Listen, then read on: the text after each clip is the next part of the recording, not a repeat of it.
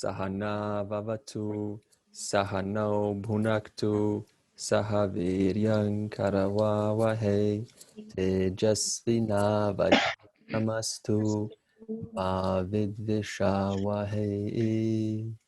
Om Shanti Shanti Shanti. Summary up to this point. 2 sessions ago, not the last one, we said that the I is distinct from the body-mind-sense complex self, the true I. And at the same time, this I has a special relationship with this body-mind-sense complex. And because of this relationship, there is this sense of unceasing pursuit of freedom. And the pursuit doesn't leave until this relationship is looked into, because this relationship is what's making me feel bound. So then we negated through a different formula, we negated the body, mind, and senses. And after this negation, what remains is awareness, consciousness. And in Sanskrit, this is chit. So I am awareness, which is not qualified by the body, mind, sense complex. And because it is not qualified, it is thus not affected nor displaced by the ongoing changes of the body, mind, sense complex.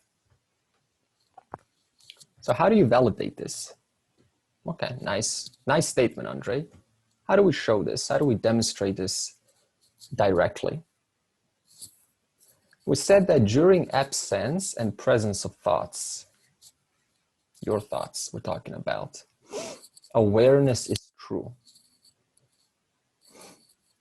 That awareness that is true, I am. If it wasn't I,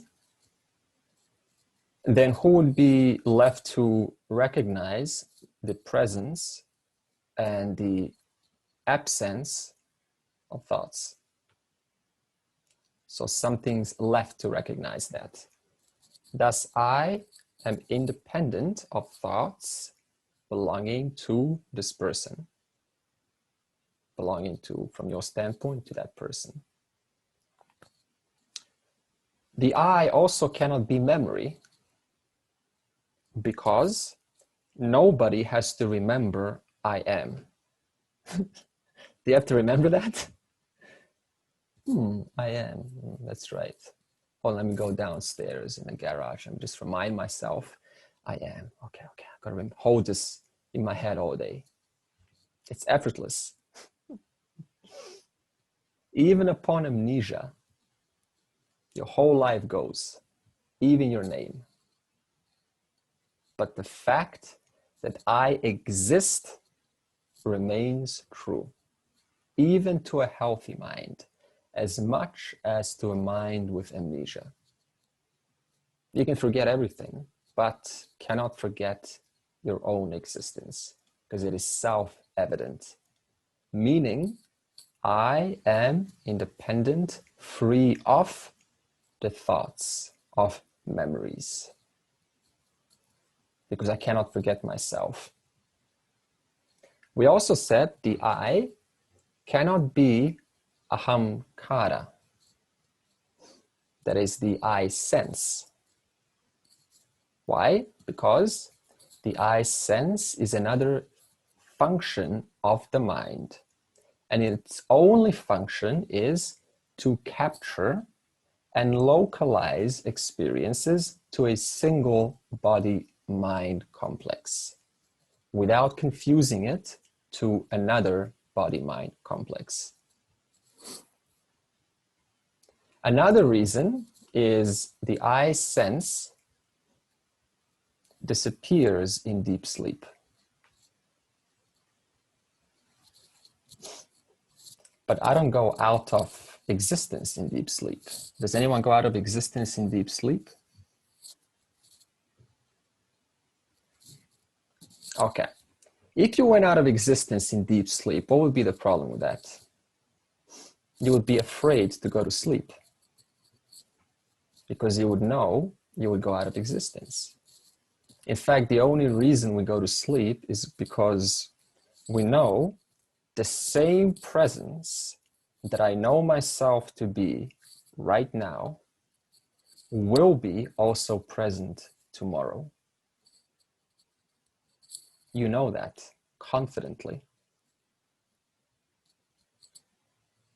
So, are you still online with me? Yeah, but just froze. The image froze, but I can hear you. Okay. Can anyone shake your head if you can hear me? Okay, good. Okay. Not another disconnection. Okay.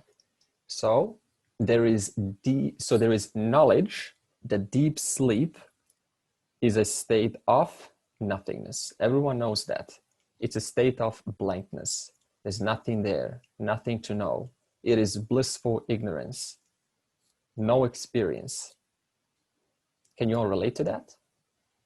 Yeah. So the fact that there is knowledge of that, the fact that you can relate to that means I pervade deep sleep also.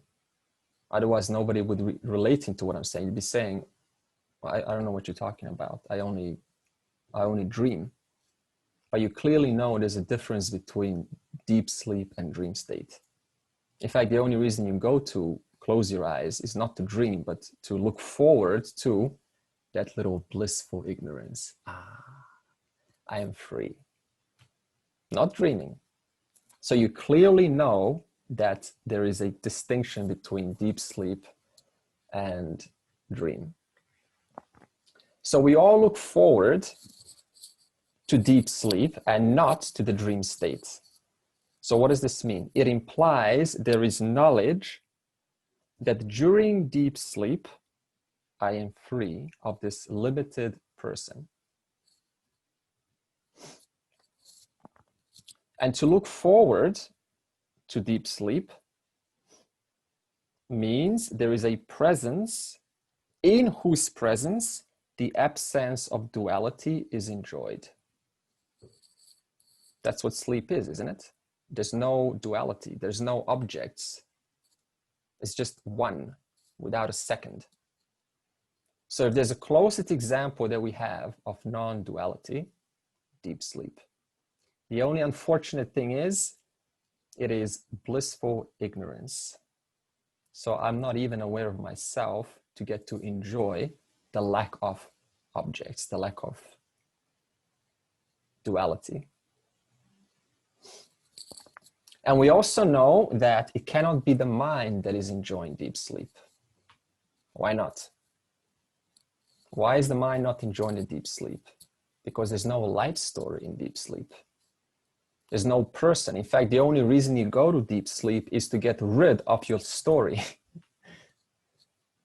So there's no mind, there's no thoughts, there's no ahamkara, there's no memories in deep sleep.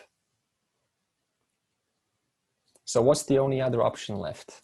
Since we all still relate to deep sleep, and the mind is not available in deep sleep, and we all look forward to deep sleep, what does this mean? There is a connection to the presence that is pervading the deep sleep.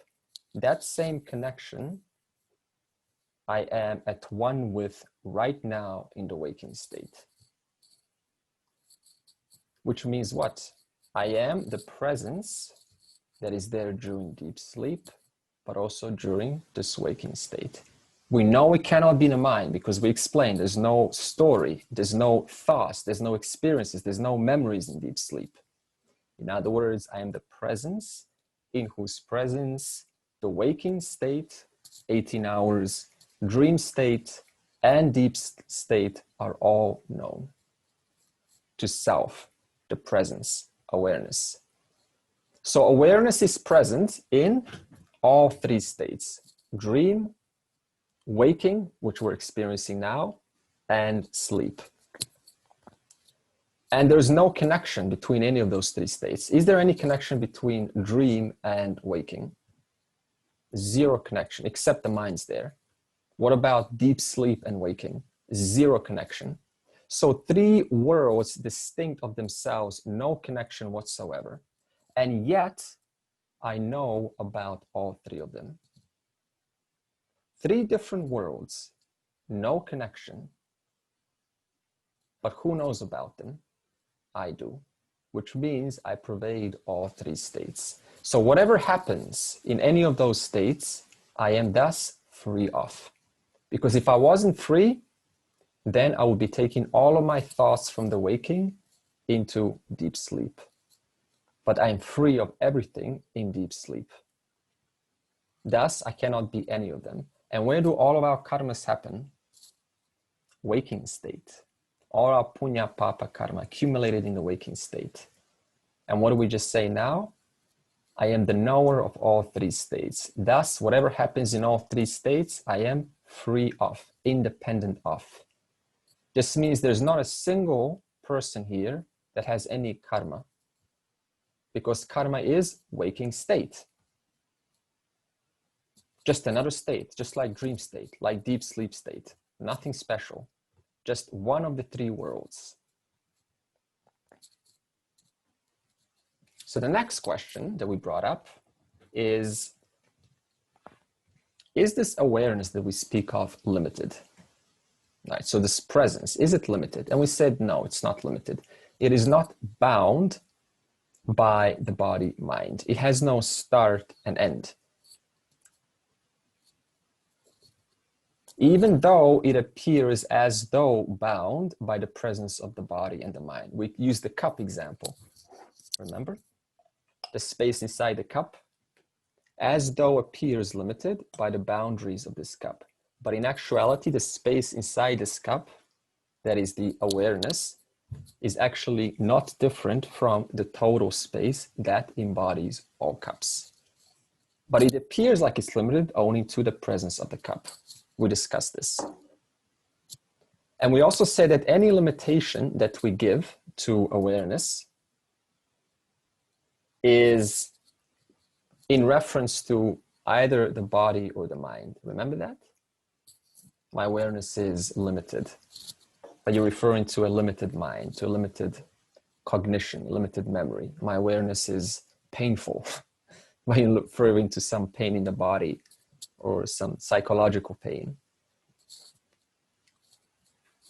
So all awareness is one. There's no all, it's just one awareness, free of boundaries. Now the next question was, okay, that's nice, sounds good. But then how do you explain the presence of this universe? How did this body-mind come about? How did this universe come about? And that's where we were last session, remember? Okay. So before I resume, I want to re-encapsulate the context why we are doing this inquiry. The reason is because the mind, before learning anything, this is a nice tip for all of us. Before you learn anything, you need to just take a moment and ask, what is the relevance of what I'm about to learn to my life? In what way does it fit? How is it going to actually transform my life? What's the relevance to me right now? So this actually opens up your mind to listen, to want to take this knowledge in, and want to integrate it. If we don't do this, then it's just sort of, okay, let's just go through this. Sounds interesting, sounds good.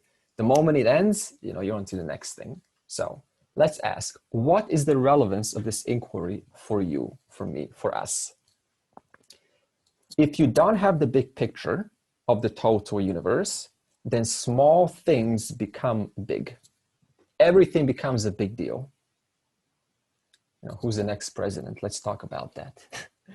And then when a new president comes, okay, what now? So all life becomes about so many things that are constantly coming and going. Why? Because I don't have the big picture. If I do have the big picture,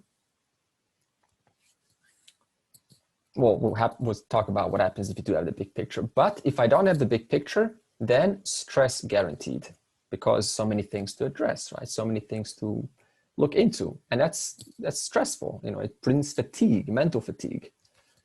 The other disadvantage is, if I'm constantly distracted, not having the big picture, is you get confused and consumed by so many thoughts, so many schools of thoughts. For example, someone brings to you yoga and asana, and you go, okay, very important, I need to do that.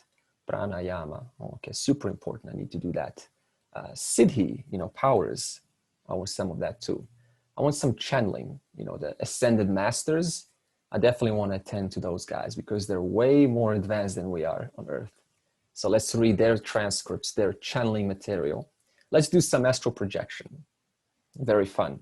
Some lucid dreaming.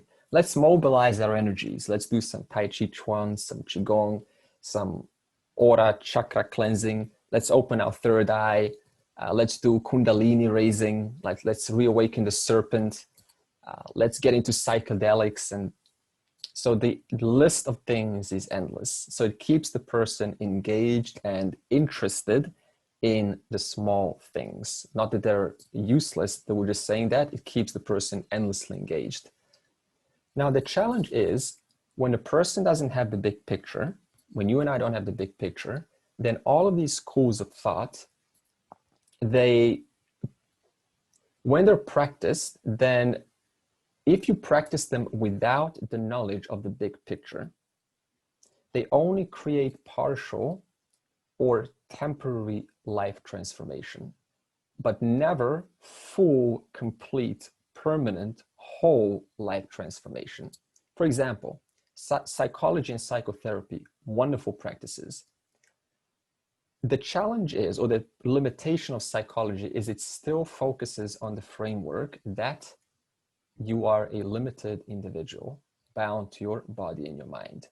So this means no matter how much psychology tries to fix, it is only fixing a temporary body-mind, but it is not addressing the big picture. Therefore, what kind of transformation will you get? Only a partial or a temporary transformation, but not a permanent, total identity shift. So again, all of these practices are wonderful when they are isolated to what they're meant for. Psychology, for example, is supposed to help the person deal with relative trauma, childhood memories, childhood love issues, abandonment issues, abuse issues. All of that is extremely important, because without that, the person is not going to get into spirituality in the first place. So they do have their extremely important place. That's why Vedanta is not about putting anything down. It recognizes the importance of everything. But from the standpoint of the big picture, it still does not address the big picture, right? So they only deal with temporary sectors of the human psyche. And the reason why they do not create this permanent transformation is because the person that is trying to get some help is already by nature full, whole, and complete. That means there's nothing wrong with you. But I come in with an assumption something is wrong with me. So this means that just by putting an action into the field, that is an assumption. I am presupposing that I am not full, whole, and complete. So it ends up being a self-defeating effort. In other words, I am going into a modality trying to fix myself because I feel limited. And yet the very fact of doing that, I am reinforcing the idea that my nature is limited. So it's almost like a self-defeating effort after some time. I'm not saying it's going to be like that forever, because everyone comes to a certain point and says, okay, it's not time to move on and look for a teaching. So the question now is, how is the Bhagavad Gita or the Upanishads different? Right? What is so special about our teaching? So the Gita starts out with the big teaching, with the big picture, the fundamental question, in which the individual person can fit in their story. It's kind of like a big puzzle piece, right? And the Gita shows you the big puzzle piece, the total picture. And then you see, okay, so I'm just like one little piece. But now it's not that much of a bother, is it? Because there's a big vision of how my role actually has a place in the big picture.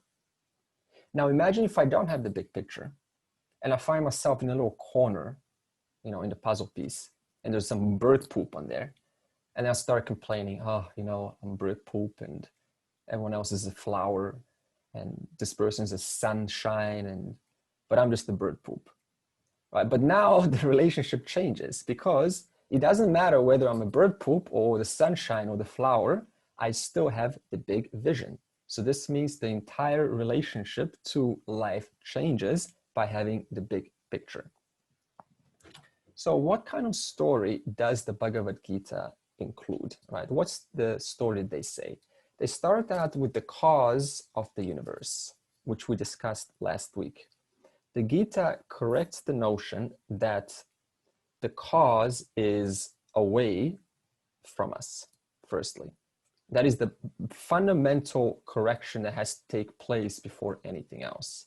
Because as long as I think that the cause is away, then I find myself as a separate individual trying to navigate my way through this big picture, which I don't even have yet to navigate. So the Gita provides this big picture. It also shows us that this cause pervades the entire universe. That means it also pervades the individual, you, the one that is trying to get help. So now this causes a different relationship.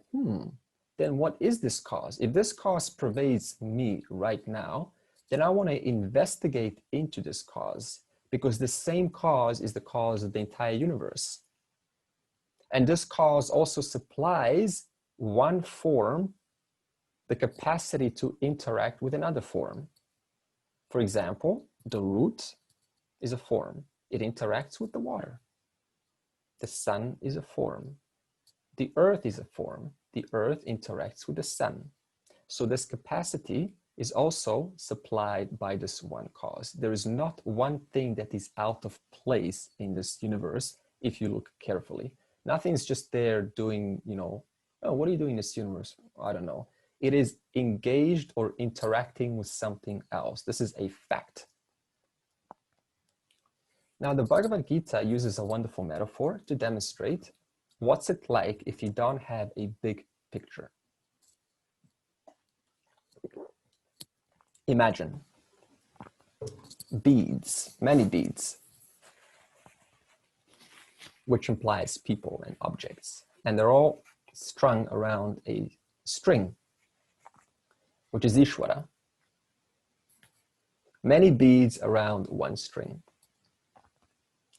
Now, if you miss the connection to the string, which is in and through all beads, which means no bead is away from, then what's going to happen? You tell me. What are some of the challenges that could arise from not knowing that there is one string in and through all beads? Brain warm up, unmute, tell me. Yes, please, Robert. You would see every other being as separate from yourself. Yes. And that's going to cause what kind of? Alienation, depression, lack of compassion, lack of love. Yes, excellent. Okay, what else would happen if the bead doesn't know about the connection of the one string? Inferiority or superiority? Yeah, excellent, Kritika. Okay. So if I don't know about the one string that is not only through me, in and through me, but also in and through you, then the entire life focus from birth to death becomes about focus on other beads, talking about other beads, dating other beads, gossiping about other beads, being more superior or inferior to other beads. Beads, beads, beads, all life, birth to death, life after life, beads. What's going on? Well, it's a beady day. Tomorrow, it's a more beady day. Today was a less beady day. So this means that as long as I only focus on the beads, then I'm not going to investigate if there's anything more. So by knowing the connection in and through all beads, my relationship immediately changes. What else is going to happen if I don't know about the one string? I feel small, insignificant, and this produces psychological complications like jealousy, seeking validation from others, because you feel isolated, as I think Robert said, in this universe. So I need to do something to get attention, pretend to be angry just to get attention, trying to become someone, black or white linear thinking. Okay, all of this is a consequence of not knowing about the one string that is in and through everything. So this means no matter how much psychology I get, if I do not have that connection to that one string, then more worms are going to come through, because they just never end, right? The more you dig, the more you find. And the more you find, the more you want to address. The more you address, the more you focus on the beads. The more I focus on the beads, the more my time and attention goes on anything other than the string. So it's a self-perpetuating cycle. And it becomes about me versus you, because I am a bead, you're a bead. That's basically the basic state of the world. Me versus them. Anywhere we look, me versus them. Businesses, competition, you know, who's going to SEO each other, who's going to get #1 on Google, that's also me versus them. Who's going to be heard, that's also in reference to beadiness. Okay, so this me versus them is hardly ingrained in a society. Why? Because there is not knowledge, there is not clear knowledge of this one string. So again, before moving forward, how is the knowledge of Ishwara going to, or is relevant to our lives? How is it relevant to your life? By having knowledge of Ishwara. The answer is we're all caught up in the notion I am small, limited, unworthy, unloved, unimportant, insignificant, not good enough. These are all these fundamental psychological pressures that are constantly coming forward.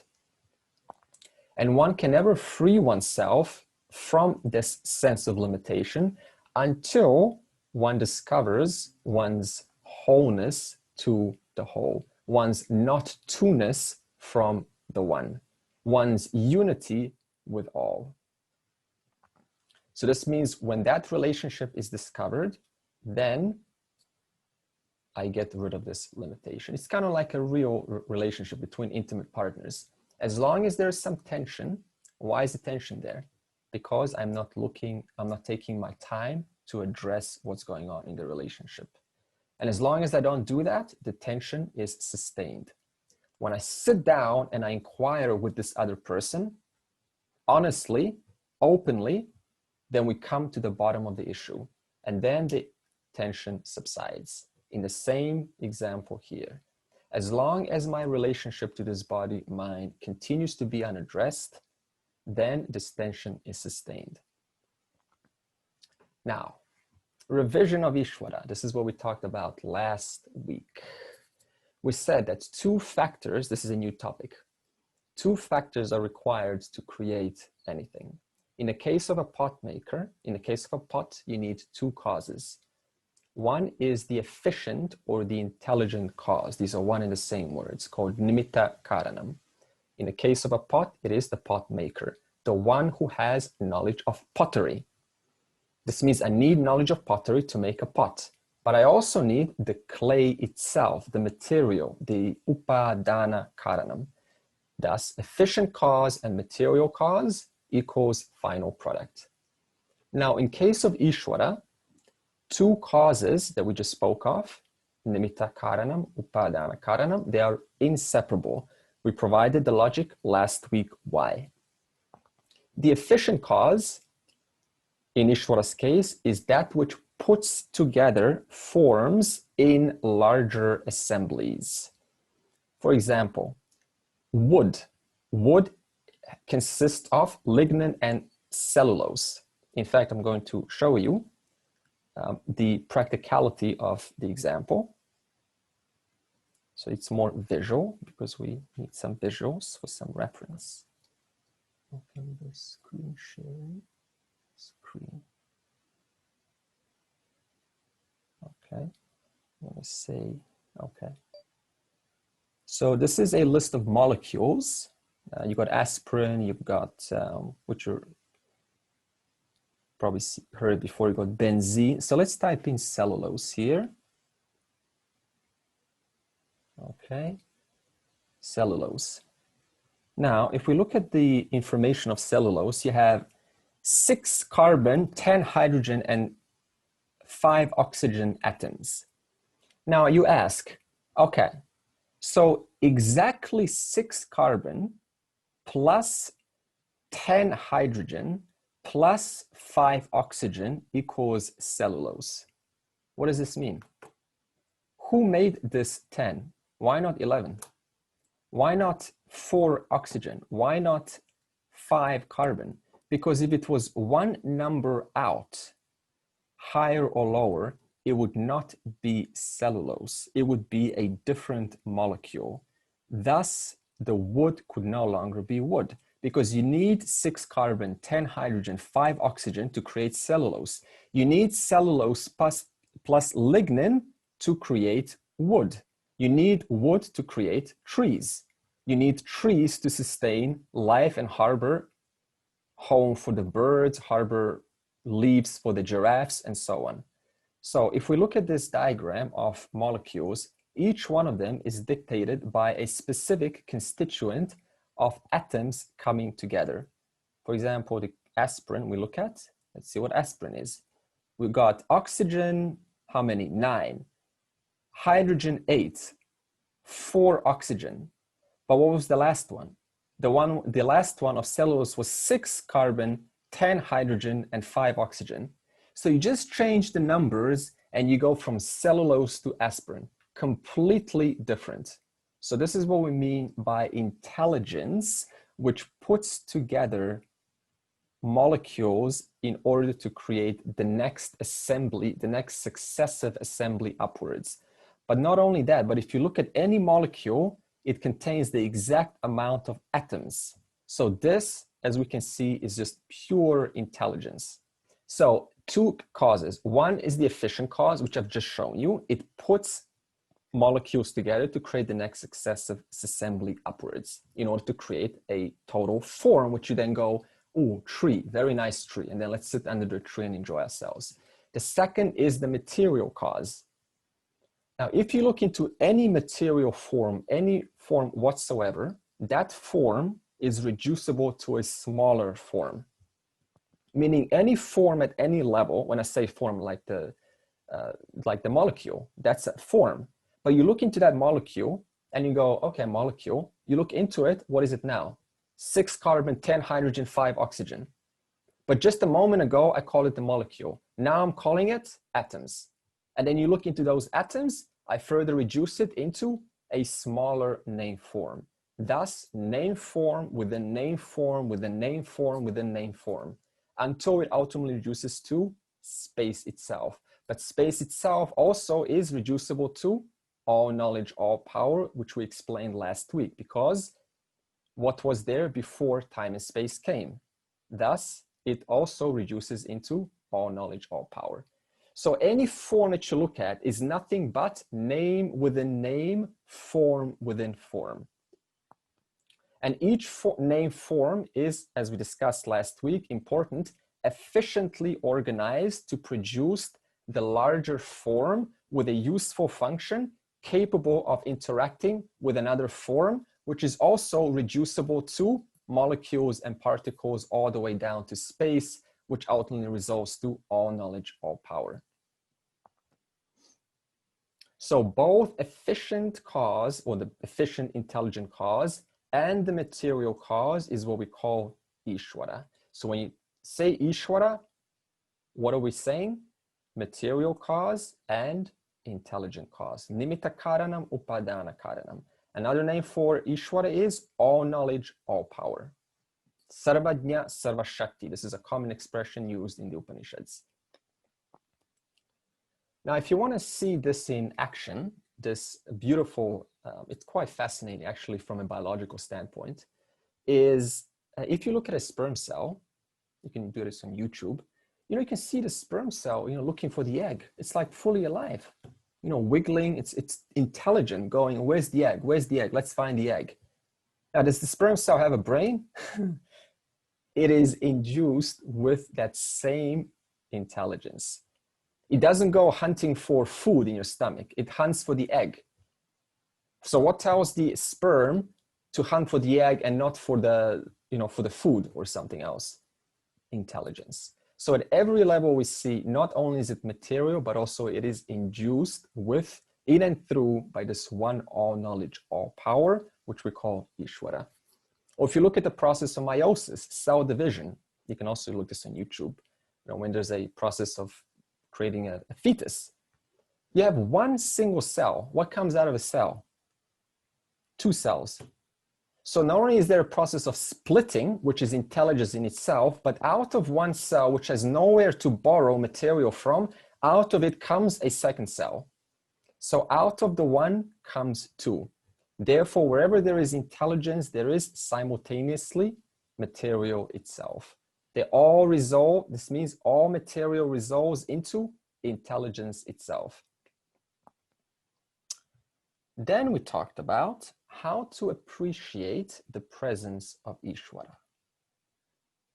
And we answered by saying that the presence can be appreciated through the presence of laws and orders. We've discussed about different laws and orders last week. Let's take the biological. Destruction of species is also a biological order. For example, the dinosaurs. For the dinosaurs, what happened to dinosaurs? Well, who knows? But we know that they went extinct. Why? So they can produce or pave way for mammals, which also paves way for humans. Thus, even the extinction, the many species that have gone extinct since the start of human life or sustainable human life on Earth, in itself is an order of itself, an intelligent order to give way to the new successive species. So there's no such thing as no order. It is also an intelligent order. We also talked about the 2 important orders, which are specifically mentioned in the Upanishads and the Bhagavad Gita. Karma and dharma. Karma and dharma just means cause-effect relationship. Action-reaction. And karma and dharma connects the past, present, and future in such a way that the future has a correlation to the past, or the future has a correlation to not only the present, but also to the past. So there's a connection between them. It's not like the future is totally out of place and has no connection to today. So there's a connection between them. Now, in reference to a human being, to you and I, this law of karma and dharma provides the individual results in the form of pleasant and unpleasant experiences or situations, which are unfolding for all of us every day. So if you woke up today feeling like kind of odd, that is an unfoldment of karma and dharma. Tomorrow you wake up feeling extremely fantastic. That is an unfoldment of your karma and dharma called prarabdha karma. That's why we wake up out of no reason. There's no connection to yesterday. And you go, why is my back sore? Why do I have a headache today? I didn't do anything yesterday that made it possible to have a headache today. And yet I have a headache today. Why is that? Prarabdha karma is being exhausted. That means it just comes forward. So this is one way that we explain why we have these random situations come up in our life and there's seemingly no connection to the past. Also, we need to mention that we cannot actually verify the presence of karma and dharma. The reason is because there is actually no way to access, you don't have access to all of the details of how actions right now have corresponded to or are connected to what I've done yesterday, what I've done 5 years ago, what I've done last lifetime ago. So there's actually no way to verify this if you think about it. So then how do we then prove this presence of karma and dharma? Well, we can do that through common sense. You can just say, if I do one thing today, then tomorrow, whatever day I get is going to be in accordance with what I've done today. It's simple as that. That means there's a carryover, a corresponding carryover in reference to the actions I've done today. And it's also important to know how the Upanishads work, because Upanishads and Bhagavad Gita mention things like the karma and dharma. And you say, well, how do you now explain, how do they actually work? Well, think about it this way. Whatever the Upanishads say, like the scriptures, the Vedas, whatever they say has to make logical sense if you inquire into it. And it cannot contradict if you look into it. That means they show you one thing, and if you look into what they show you, you discover I actually cannot contradict it. So this also means it should not contradict my advanced reasoning. No matter how advanced it is, if I look into it sufficiently, it doesn't contradict it. While at the same time, the teaching should go above my reasoning.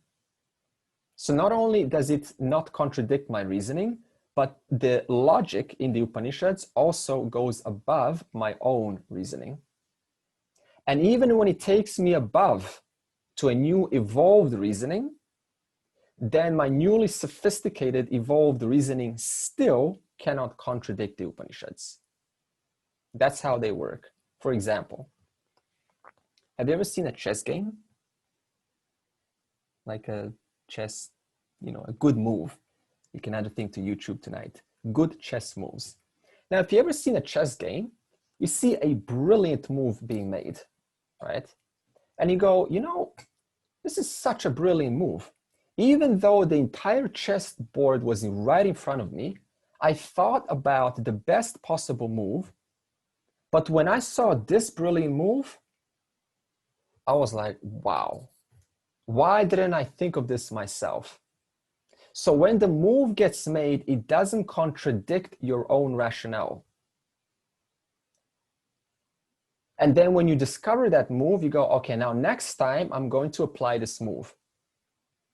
And then you watch another chess game and you go, okay, now I'm smart. I've got this new move now. And then you apply that new move. But then someone else applies a better move. And you go, oh, why didn't I think of that? Even though the chess game was right in front of me, nothing was hidden from me, I missed the obvious. And when I saw this brilliant move, I discovered that it doesn't contradict the game itself. That's exactly how Upanishads work.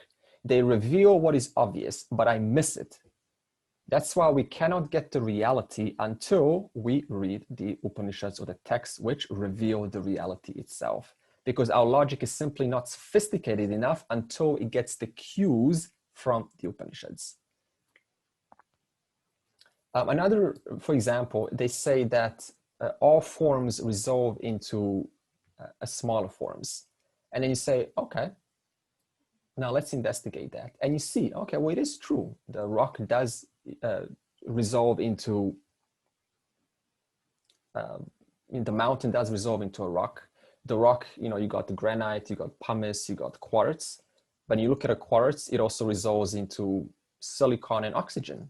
And then silicon and oxygen further resolves into down the line. So it's not like they're making this false claim. They're saying what is obvious. And then if you investigate it, you say, I understand now.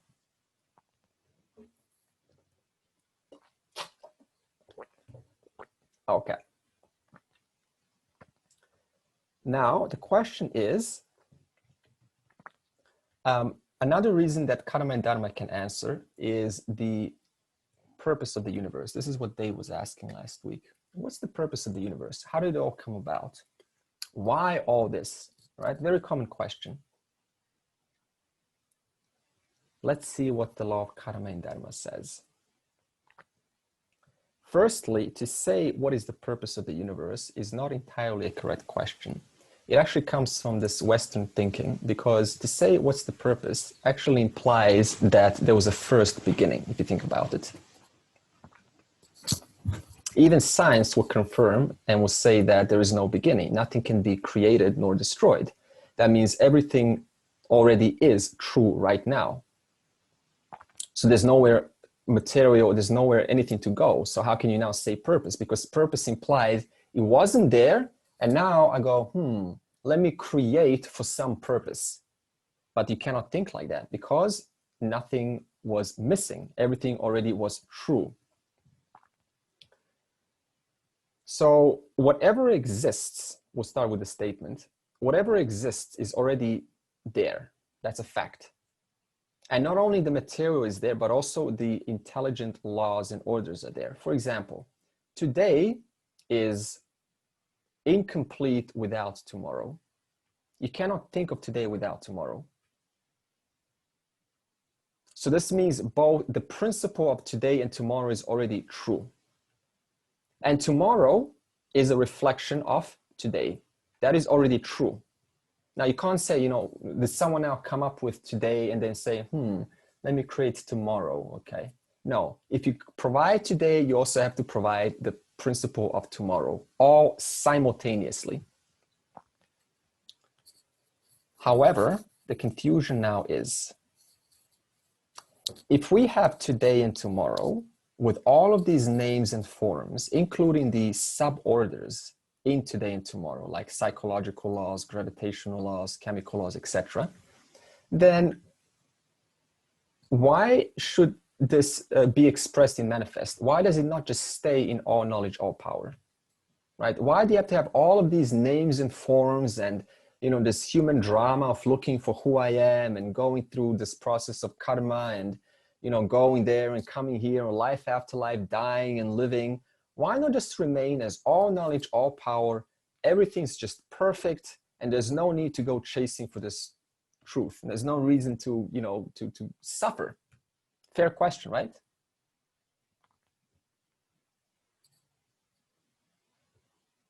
So what is the relevance of names and forms in this universe?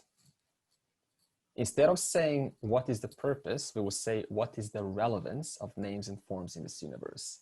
So we will go to the Mandukya Karika, chapter 2, written by Gaudapada.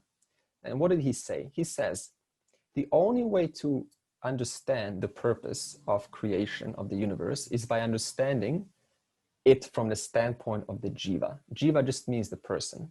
That means you. Again, he says, the only way to understand the purpose of the universe is by understanding it from the standpoint of the jiva. He says all jivas come into existence.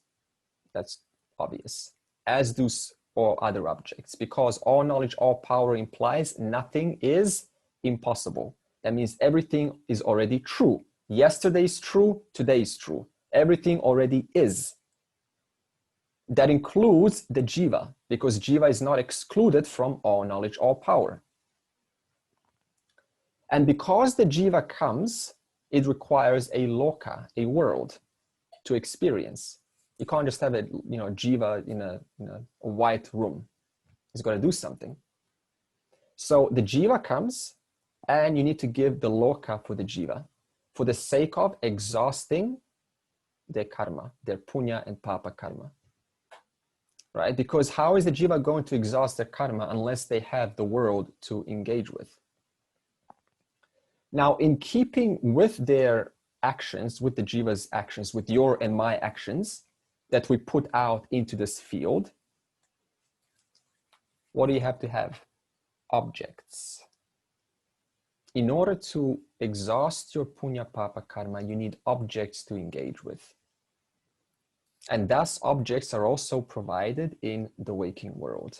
That's what your whole world of waking is, isn't it? Just objects all around you. Now, what do you do with those objects? Do you leave them alone?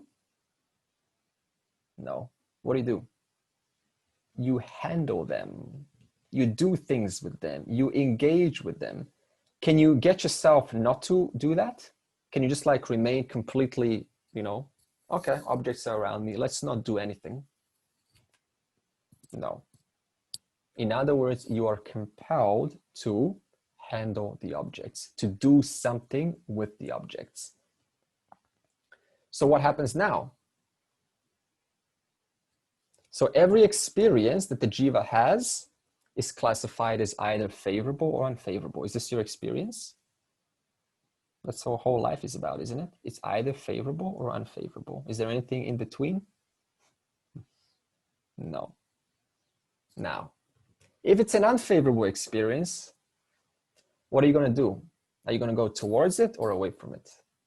You're going to go away from an unfavorable experience. This is called nivritti. When there's an aversion towards an experience, I move away from it. This means my actions are about moving away, called nivritti.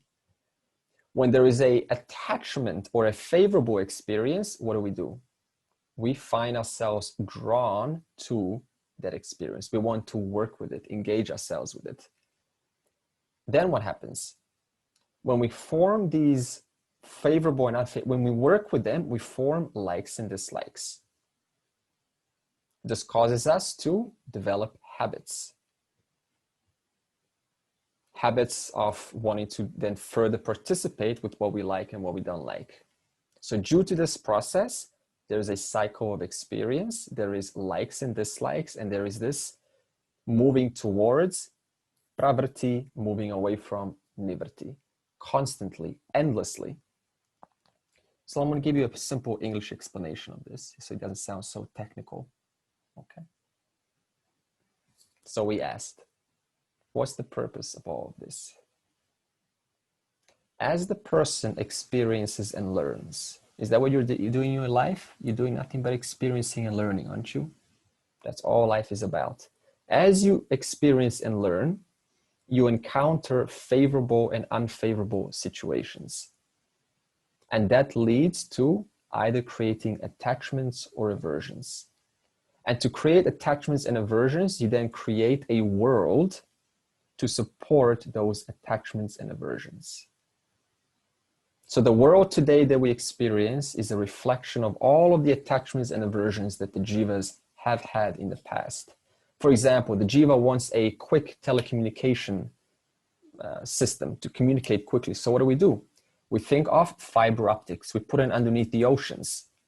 But that wasn't there only 100 years ago.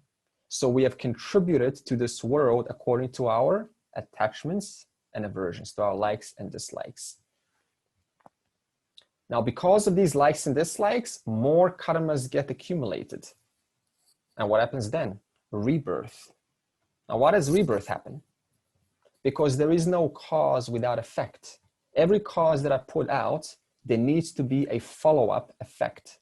But because the body gets old and it cannot continue receiving the effects, then what happens? There is a new body given to receive the effects from the causes of the past life. And this happens life after life after life. Because where's the cause going to go if there's only one reality, right? So if I, for example, steal something and then I die, where is that effect? Where is the consequences of that stealing going to go? Is it going to go to some random person in the other side of the world? No. It has to come back to the person who engaged in the stealing. It has to come back to me. Thus, to receive the consequences, a new body gets born. Okay, let's change the topic.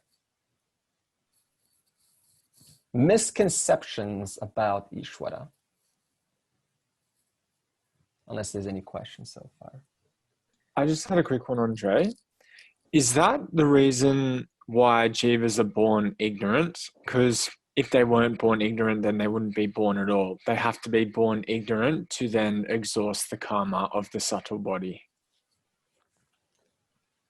Yeah, just the fact of being reborn means that, okay, go back to the beginning of the session, Thomas.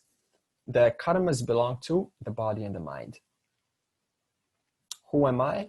The body and the mind. So the body-mind gets reborn. Since I am the body-mind, I continue enjoying or suffering those karmas. So this means as long as I'm still associated, my identity is placed in the body-mind, which hosts the karmas, there is rebirth. Because I always had the question, I was always thinking, why aren't we just born with knowledge? But I suppose that's a wrong question in itself. Yeah, okay. Let's just put it this way. I haven't taken time to investigate my nature, because all knowledge produces the whole entire universe of objects, including jivas. So nothing's wrong with that. But it's up to the jiva to inquire into if there's more to reality than just the jiva, than just the body mind. So until the jiva does that, he will continue, or she will continue, enjoying or suffering the consequences of their actions, enjoying or suffering the consequences. So it's not like being born is some, process that's evil and it's, a big setup there to hurt us and, cause us suffering. No, it's we cause suffering to ourselves through our own actions. But we're also given the knowledge to understand the bigger picture. So it is up to the jiva to end the cycle of this rebirth by understanding the nature of the reality of the jiva, more than just the body mind. Okay, now the misconceptions of Ishwara. The first one is, where is this order? You talk about orders, right? But where is this? All I see around me is suffering, violence, and poverty. It seems like the order itself is contaminated. That's the first argument that we often hear.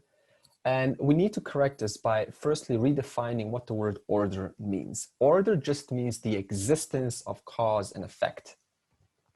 To demonstrate this, everyone is endowed with dharma. That means the sense of right and wrong. But the human is also endowed with the ability to choose. This means I can choose to follow dharma or I can choose to put dharma aside. That's a fact. So if you don't follow dharma, then what happens? There's two results. First one is immediate. That means the immediate or the instantaneous results. For example, if I lie and cheat, like right now, we're doing like a deal, like a trading deal, how am I going to feel inside? Even though you're not going to see that on the outside. Yeah. Anything other than honest, anything other than genuine, anything other than authentic. Now, am I doing that? Am I like going, okay, now that I've lied, let me now press the guilty button on me.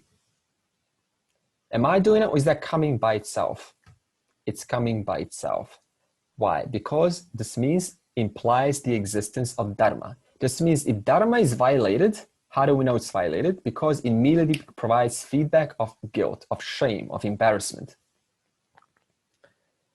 Now, the second result is future or unseen. So this means if I do something that is inappropriate, then the corresponding result will be produced in the future, and that will let me know the inappropriateness of my action in the past. And I will be able to trace it back. I'll go, okay, so I'm now having this kind of problem because of that situation. So this means the future result will provide us feedback that we have done something inappropriate in the past. So these two results are always operational because of dharma.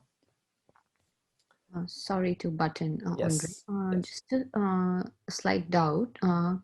Like we are saying that we do sort of get an instant result, but a lot of times the result of our action is not instantaneous, and maybe we cannot correlate the reaction with the current action, as in it could be because of some past actions as well.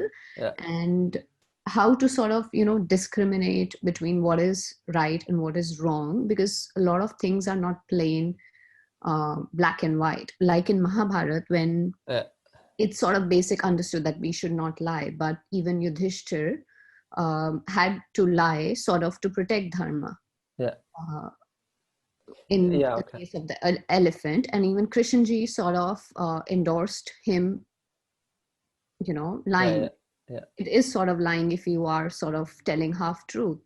So this is the sort of situation that we would face normally, that it's not so black and white.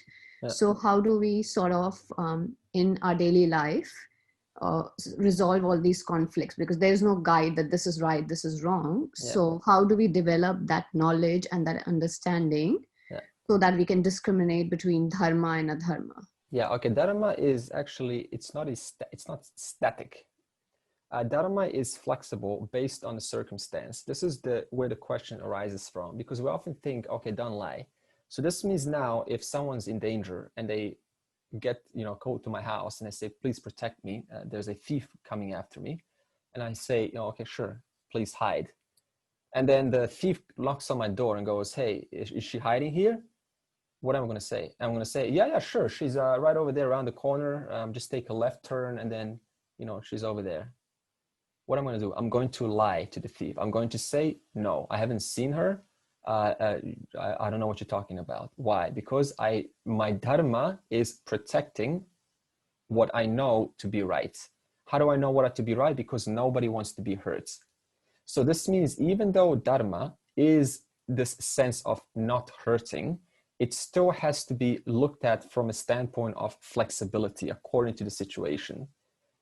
Or even a doctor, if you take us under a surgeon's knife, that is technically himsa, that is technically injury.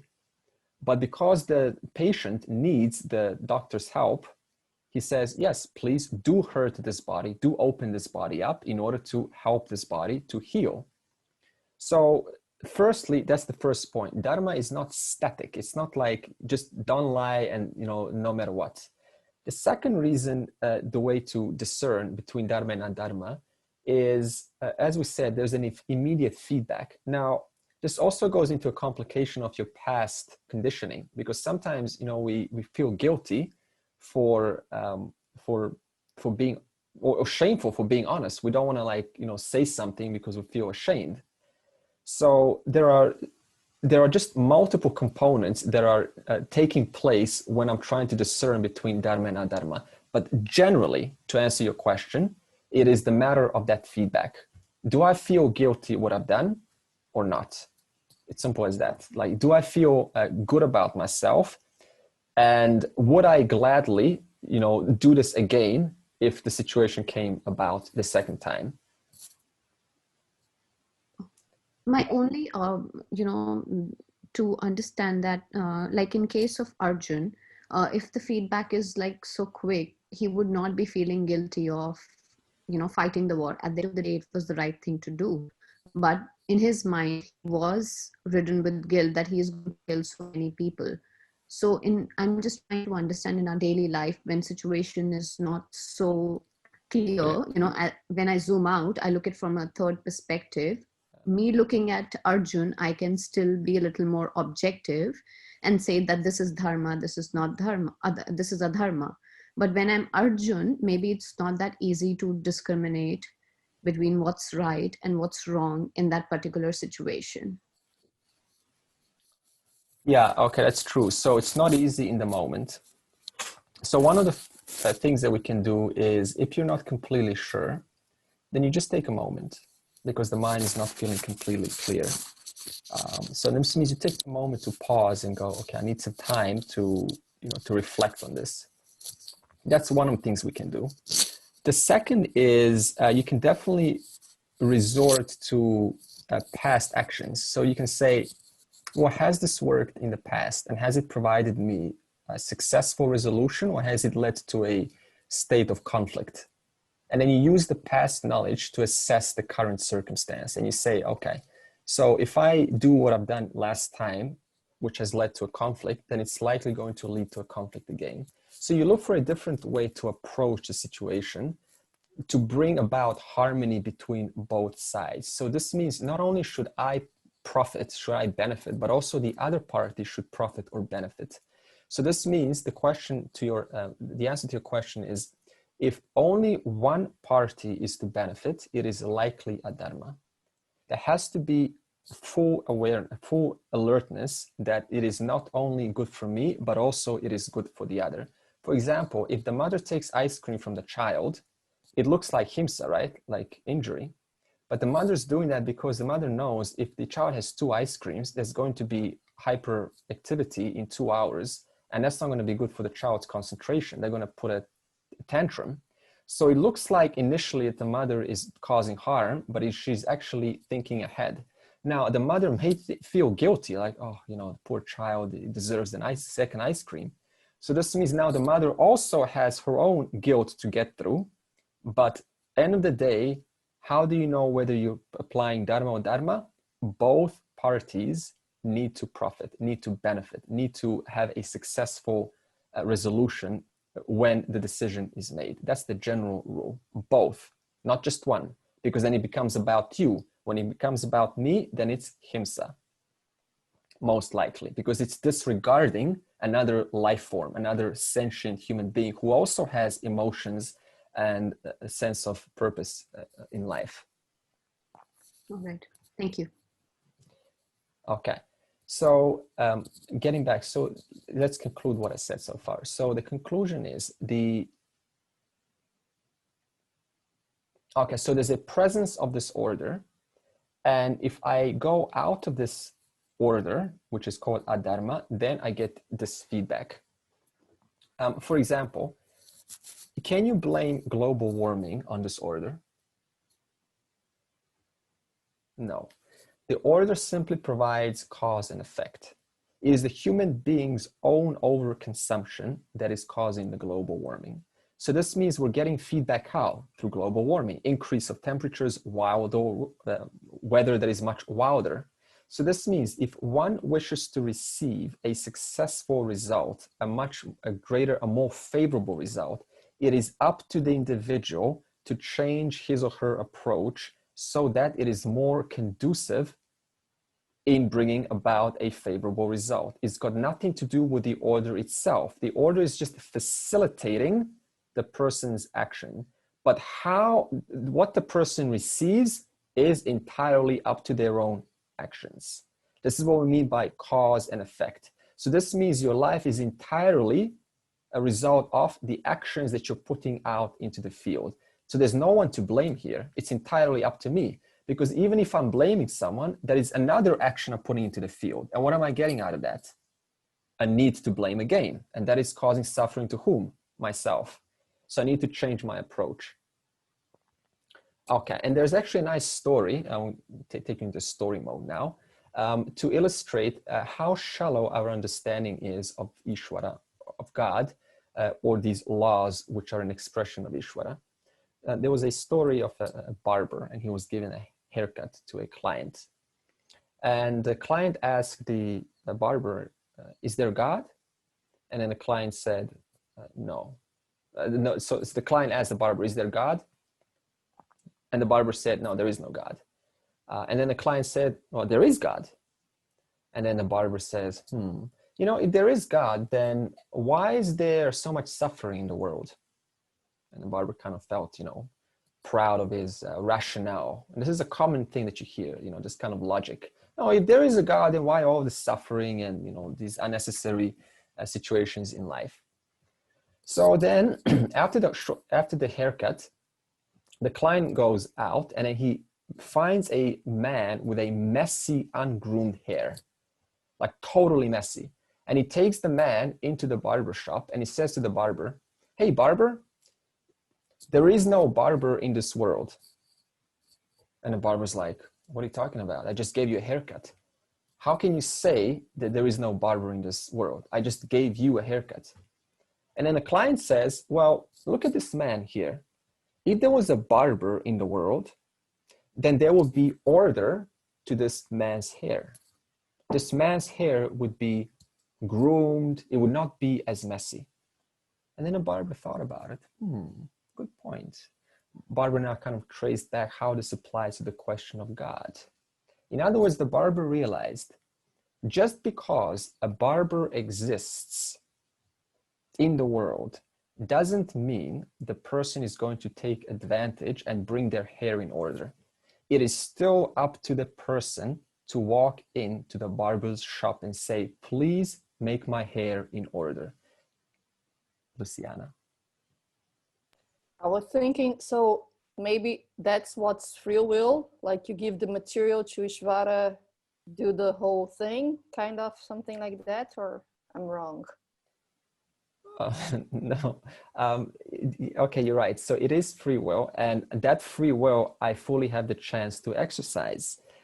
And if I don't exercise it, then I get messy, ungroomy hair. And what's the result of that?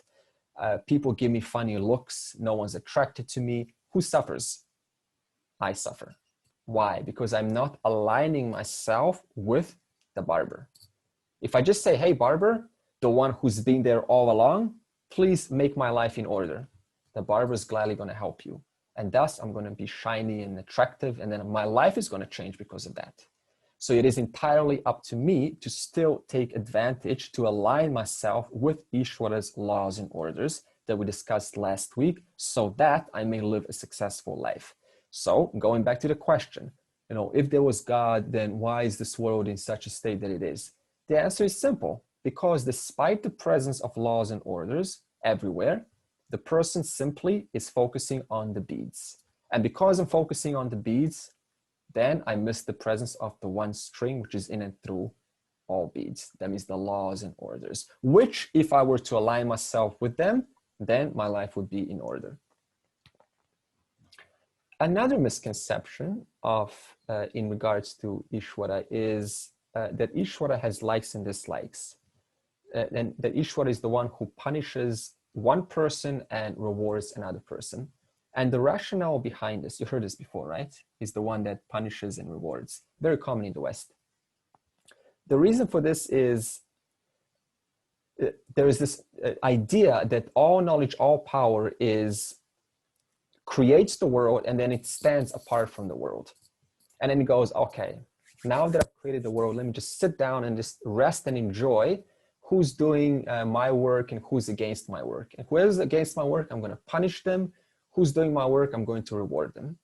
So this is a common idea that goes on. And this creates this question that, now Ishwara is the punisher. And it creates this idea that Ishwara is a wrathful God who is all loving, who somehow doesn't have the ability to forgive, because, if he would forgive, then the person would be free after they do something that is unwise, but the person suffers. So obviously Ishwara is not forgiving, but he's all loving. So another conflict gets created due to this idea. Now the Gita makes a correction to this. What does Gita say? It says that Ishwara is impersonal. What do you mean by impersonal? It says that Ishwara, that is the cause of the universe, is not a person, but an all-intelligent order which simply facilitates the actions of your results. Impersonal. To give you an analogy of this, imagine there's a tree and you decide to rub yourself against that tree. What happens? You get hurt. Now it's true. The tree is the cause of your hurt. That is true. But can you hold the tree accountable for that hurt? No.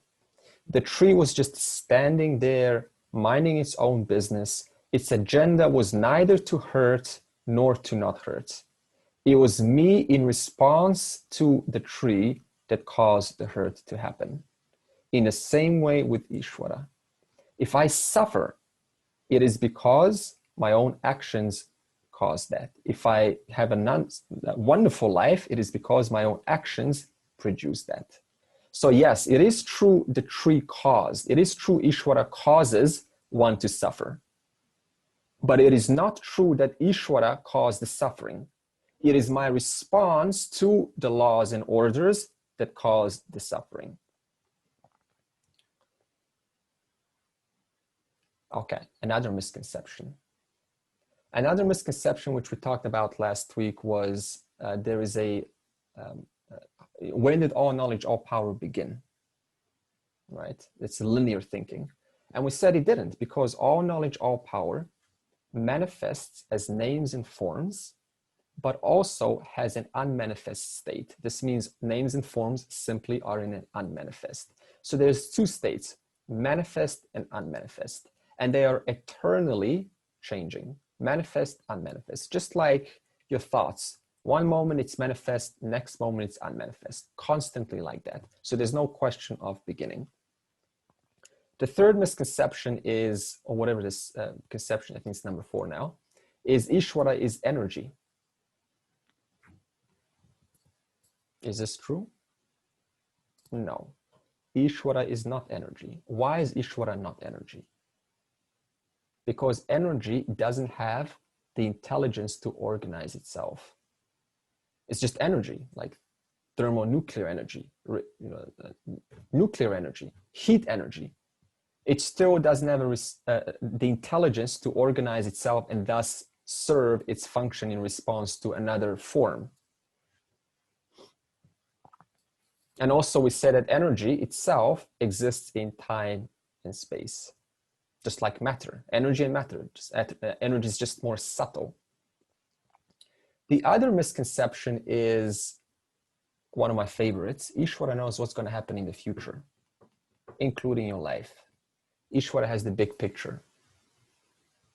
And, if you access some details, you go maybe to a reader, a clairvoyant reader, or some kind of a tarot card reader, they can kind of access that knowledge and tell you where your life is going to go. No. Are you away from Ishwara? Is the bead away from Ishwara?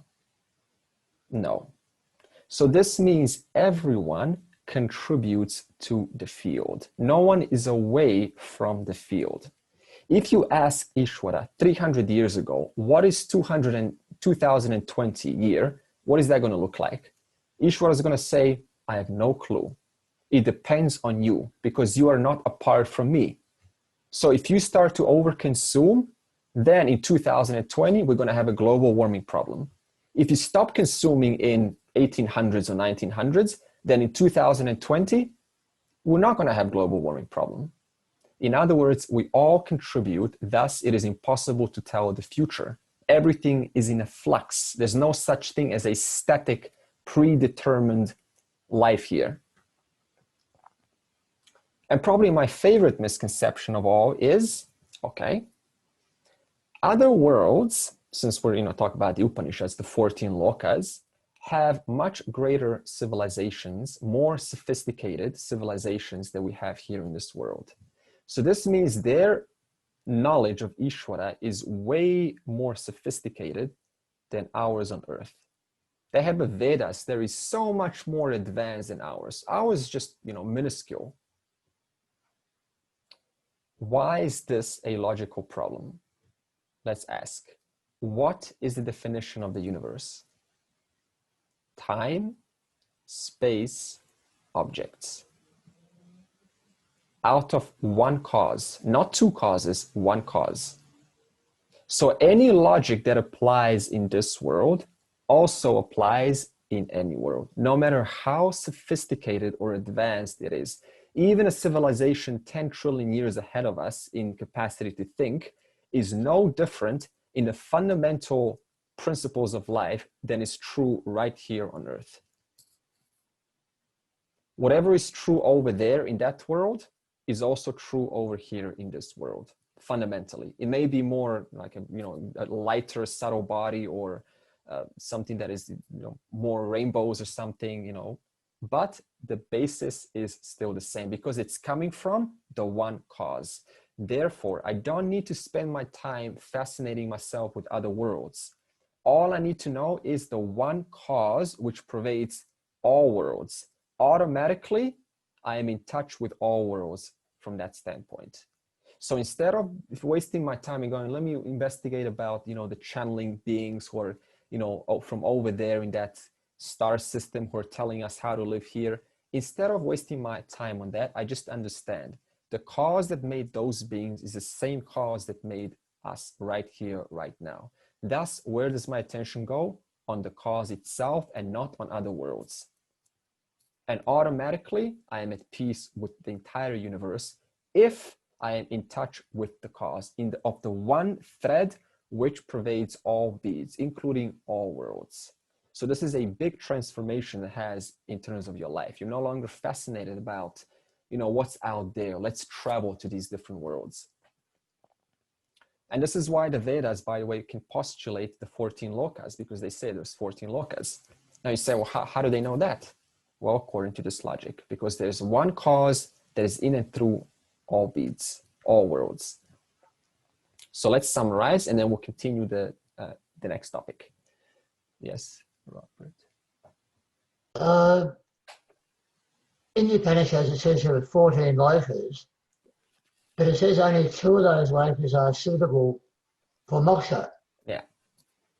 being Brahmaloka and where we are now. But if it's the same principle that applies across all the lokas, how can that be the case? How can be what the case? Say again. If the same principle of Ishwara applies across all lokas, Yeah. how can you then make a distinction limit to only 2 that allow moksha? Yeah, okay, the logic for that is quite simple, because Brahma Loka is the highest, the most subtlest loka before the formless. And on earth, there is a mixture of punya and papa. So we all come on earth with a mixture of punya. So it's a stable experience. You're neither absolutely good, neither are you absolutely inappropriate. So the earth itself is a learning experience. It causes us to think. It gives us opportunity to contemplate. Whereas these other lokas, they're a lot more unstable. There is either total exhaustion of the punya, or there is exhaustion of the papa. So the person is the jiva that is engrossed in the process of, in exhausting their karmas. So they're not thinking about the knowledge. So it's not like you cannot gain moksha in these other worlds. It's just that the 2 most conducive lokas are the world that we're experiencing now and the Brahma Loka. Yeah, so it's just a matter of stability. If you go to, for example, Svarga Loka, the way the Upanishads, the Vedas describe it, it's so beautiful. It's like the pleasures are incredible. There's no death, there's no hunger, and you just totally enjoy yourself. The greatest experience that the person could imagine, it's all there in Svarga Loka. Now, if you're enjoying yourself, are you thinking about the existence, purpose of life? No. You're just enjoying, you're just reveling in the enjoyment. But on earth, it is not like that. It is punya and papa, and that causes suffering, and suffering causes us to think about the meaning of life. And thinking instigates the inquiry, and inquiry releases us from suffering, discovering my nature is other than who I thought I was, the body and the mind. Yeah. Okay, so summary is all knowledge, all power. The one all knowledge, all power appears as names and forms in this universe. So wherever you look, even if you look at your hand right now, you look at this room that you're in, all knowledge, all power is appearing as every form that we're witnessing right now. That's it. The one same cause. Now the next question is, what is the relationship between the universe of names and forms and all knowledge, all power? That is Ishwara. What's the relationship between this world and Ishwara? Like if you look at your hand right now, what's the relationship between this hand and all knowledge, all power? How do we bring it into a more practical, livable, understandable format? Because so far we've been almost talking about theory, but now let's bring it into a more down-to-earth, practical understanding. And we're gonna start out like this. The world that we witness, everything around you, it does not enjoy an absolute reality. It only enjoys a relative reality. So what does this mean? Well, you can go back to that mountain example. The mountain does not enjoy an absolute reality of a mountain, because if you look deeper into a mountain, it actually resolves into a smaller constituent. So the question is, what is the status of this world? Like the world that we see, is it an illusion? Is it real? Is it unreal? What's the status of this world? And when I say a world, I'm not talking, just the world, but I'm talking your body, your own thoughts that are also part of the world. So far, what have we seen? We have seen that the universe is apparent. Example, the mountain, it is apparent. But it ultimately resolves into all intelligence. So mountain, rock, minerals, atoms, particles, quartz, space, and space itself resolves into intelligence. So all objects resolve into name form within name form within name form within name form. So you cannot actually give an absolute reality to anything, because the moment you look at it, you go, okay, it's a mountain. But when you look deeper into it, it's a rock. But you look deeper into it, it's a mineral, and it's so on, right? So now what is the reality of the world if this is the state of the scheme of things? In other words, what I want to say is you cannot find any final substance in this world that is the cause of all manifestations. If you say atom, is that the final substance of everything? No. Why? Because it resolves deeper into something else. That means unless our instruments are, as long as our instruments are limited, we say, okay, that's the final reality. But the moment our instruments improve, we go, okay, it wasn't the final reality. So there's no substance in this world, which is the final substance of all manifestations.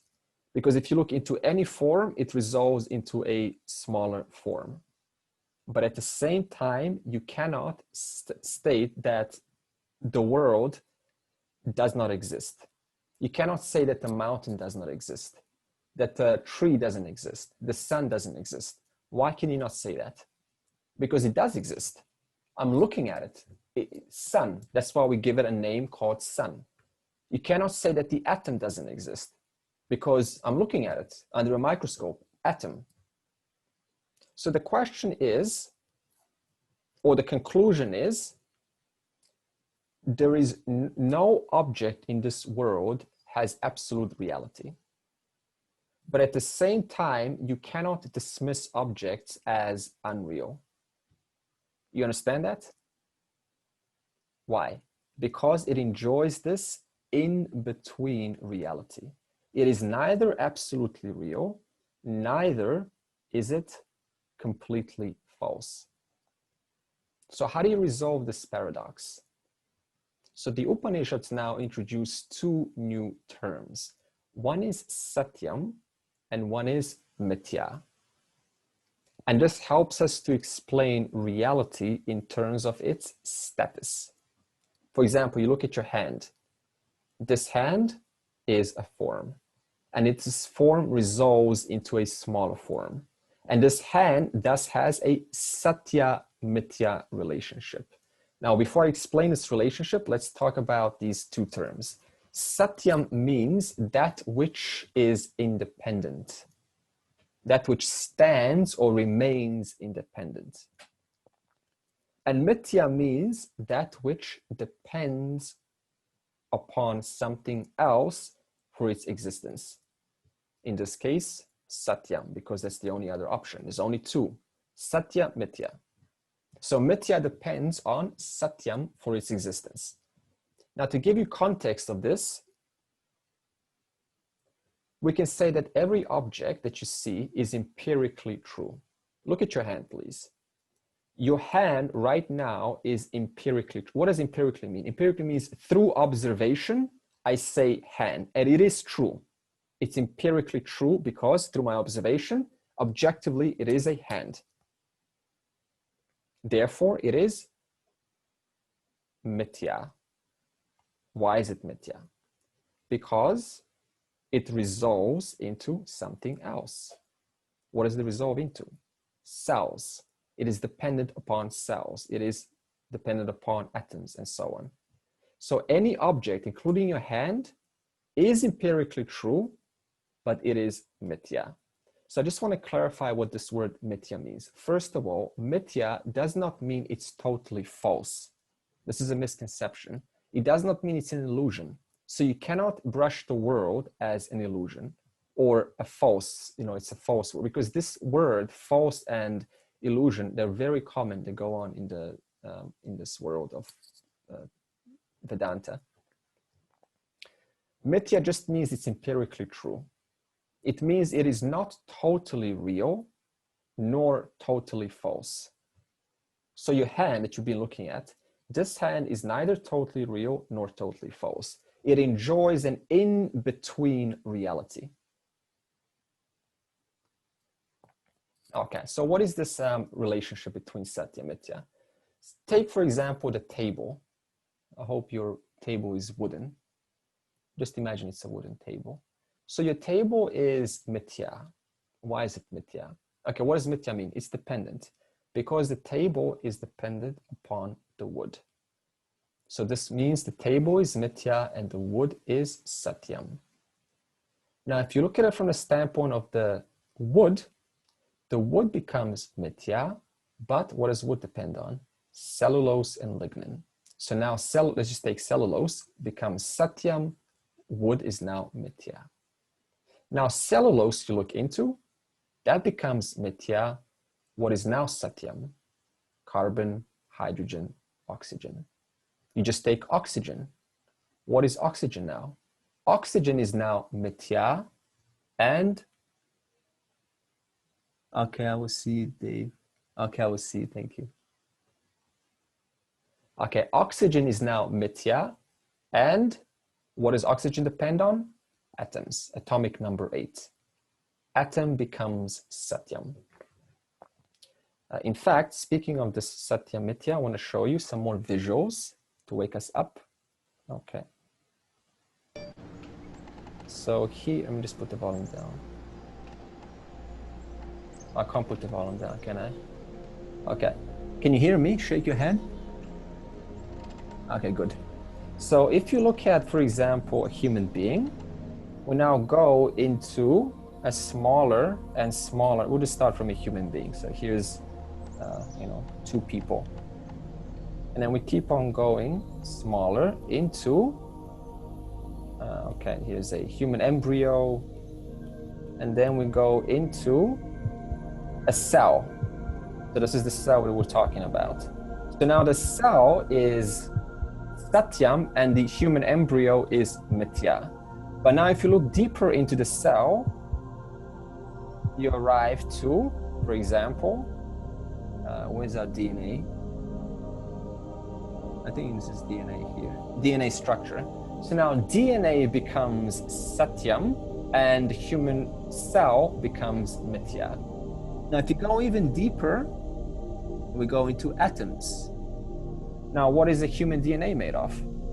Atoms. Here's the oxygen atom, number 8, and the hydrogen atom, which are required to make water, by the way. So water is mithya, but from the standpoint of the oxygen and hydrogen, they become satyam. But now you look deeper into both of them, you resolve them further into, let's see here, into subatomic particles, electron, positron. And then you go further, and you ultimately end up at Planck length, which I explained last week. That is the smallest measurement. That means right after the manifestation of the universe, what was the first length? The Planck length. And that Planck length also is resolved into where? All knowledge, all power.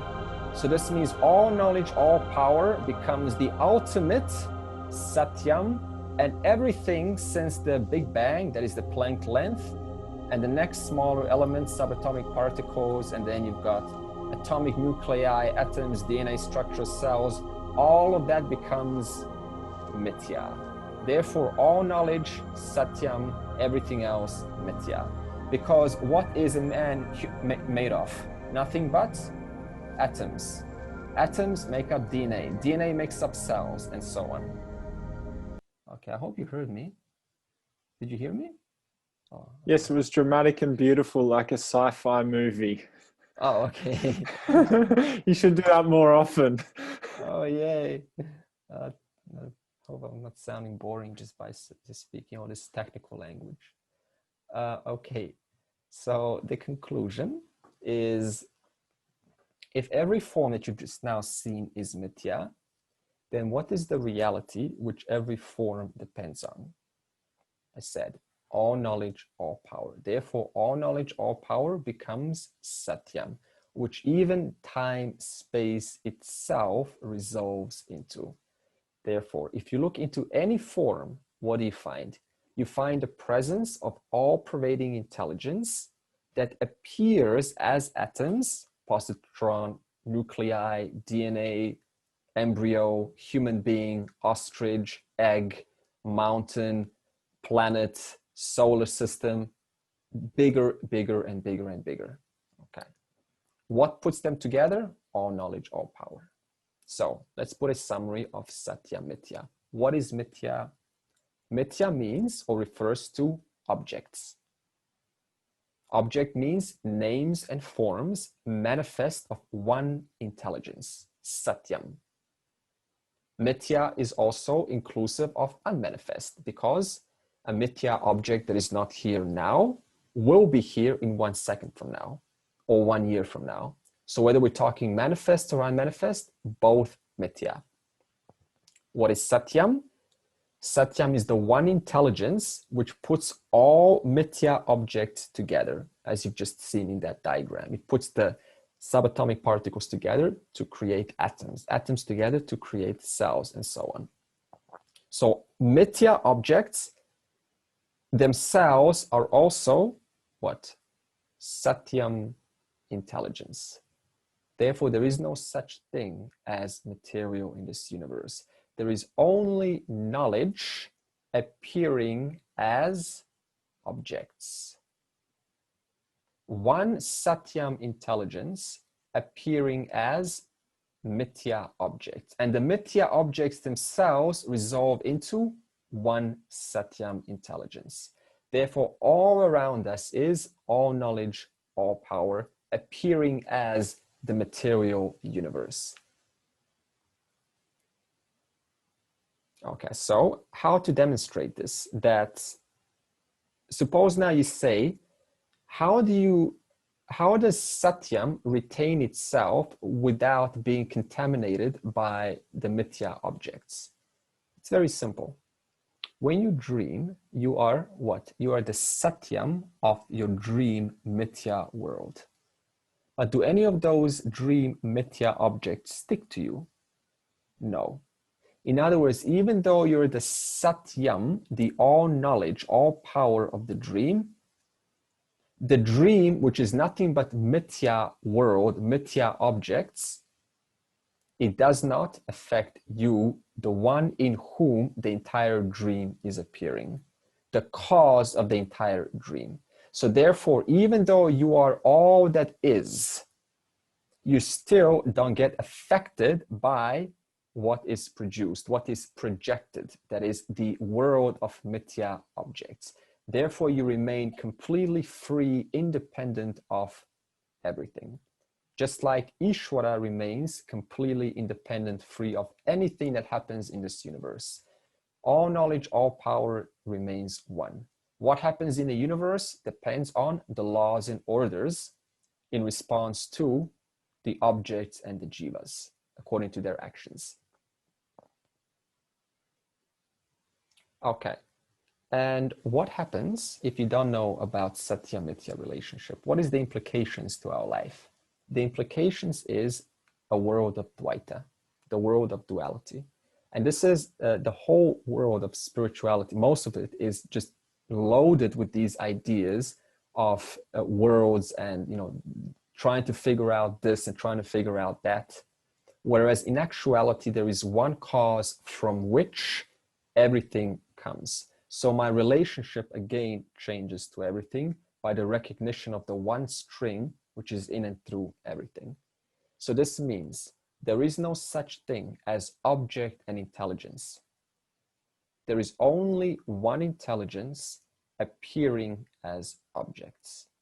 What you see right in front of you right now is a monitor. And we say, oh, okay, so this is material and, okay, so there's material now. No, resolve this into a smaller constituent. And what do you arrive to? All knowledge, all power. Because it's an element, dug from earth. Earth is atoms, atoms is particles, and so on. So all around you, there is only knowledge called Ishwara. Okay. And finally, I would like to conclude by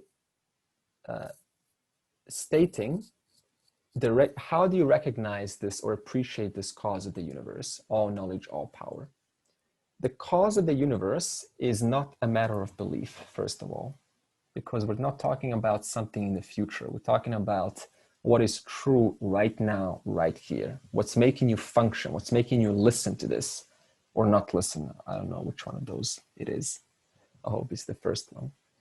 And the cause is the cause of all names and forms. And if you examine into any name and form, what do you come up to? you find there is one intelligence that makes possible all of the connections that are occurring right now between your heart, between your head, between your brain, between the cells, between the air. The air is responding to the lungs are drawing the oxygen into the blood.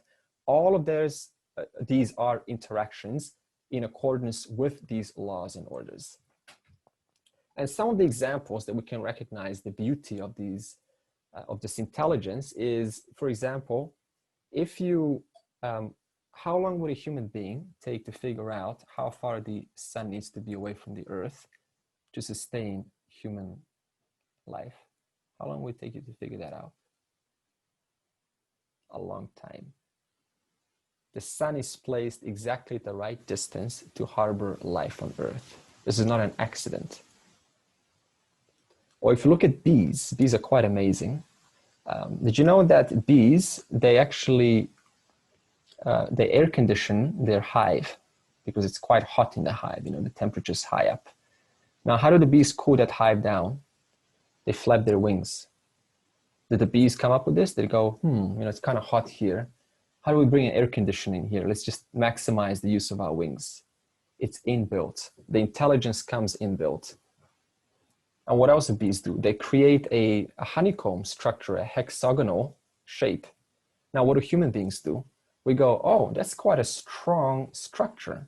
So we take a hexagonal structure and we create the roofs out of it.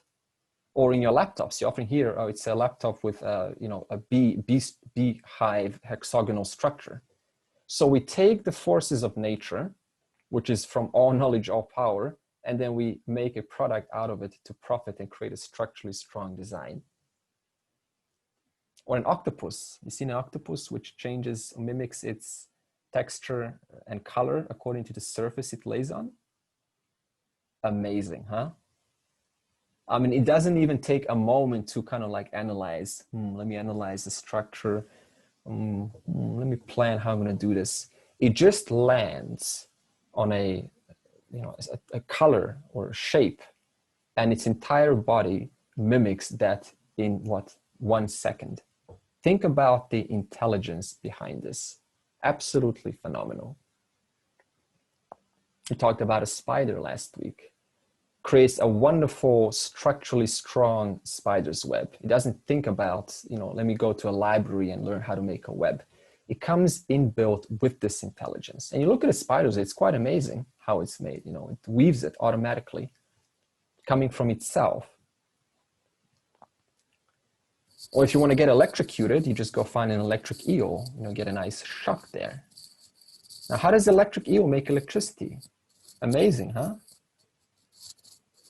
We still haven't found a way how to do that ourselves. An electric eel comes with a method to produce electricity without power generators and coal and burning fossil fuels and so on. Intelligence. Or ants. What do ants do? They create a bridge across a path of water. You've seen that, right? And then other ants can transverse. They can come over them from one side to the other. Imagine that. The ant sees a little patch of water and goes, how do we get to the other side? And what do? They create a bridge out of themselves so that the other ants can walk across them and get to the other side. Intelligence. It's not like the ants are starting to plan, how to get to the other side. It's inbuilt. Who thinks of this?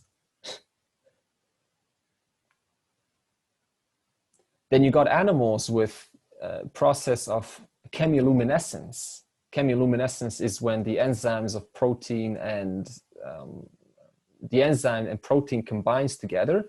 And what does it do? It lights up the animal, the eyes, like the owl's eyes, or the fish, or a certain jellyfish. If you look in the ocean, it lights up. It produces light with minimum heat production. And the closest human beings that come up to this is LED lights.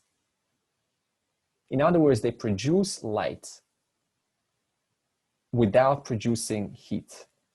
And we're still trying to figure this out, how to do. Intelligence.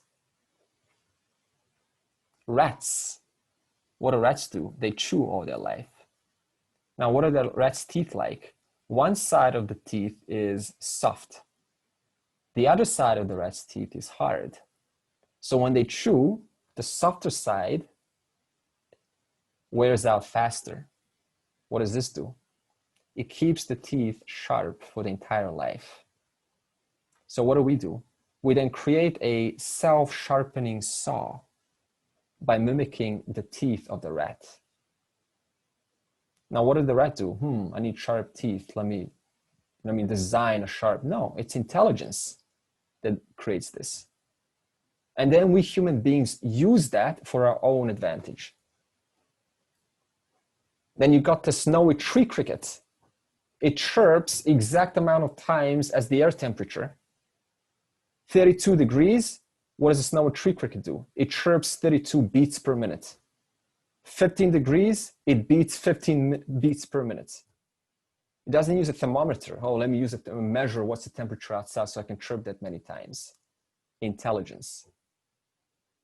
And you got 8 planets around the sun, keeping the exact schedule, never 1 minute off or 1 hour off. Oh, sorry, we're late. We're talking about 8 planets in perfect synchronization around the sun. Never 1 minute or 1 hour off. Year after year, millions of years, never late, never early. Intelligence. So we can appreciate intelligence wherever you see in any aspect of life.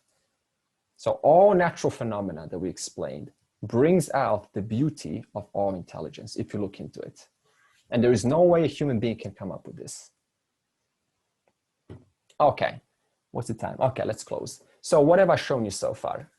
I've shown you that any object is a form within a form. Have we understood this?